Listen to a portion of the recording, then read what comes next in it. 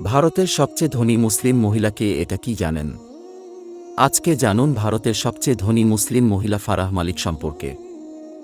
ফারাহ মালিক billionaire Rafiq মালিকের মেয়ে। তিনি বর্তমানে বহুল প্রচলিত ভারতের নামিদামি ব্র্যান্ডের পণ্য, জুতা বিক্রেতা প্রতিষ্ঠান মেট্রো ও মুচির প্রধান।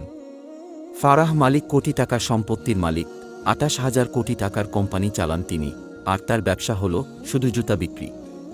ফারাহ এর দাদা মালিক তেজানি মুম্বাইয়ে এটি প্রতিষ্ঠা করেন।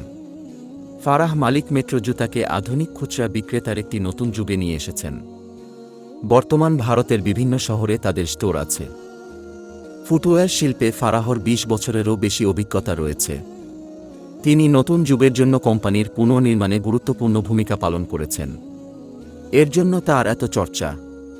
ফারাহ ২০১০ সালে ১০০ আউটলেট স্টোর থেকে ১৩৬টি ভারতীয় শহরের ৫৯৮টি অবস্থানে নেটওয়ার্কের বৃদ্ধিতে অবদান রেখেছিলেন।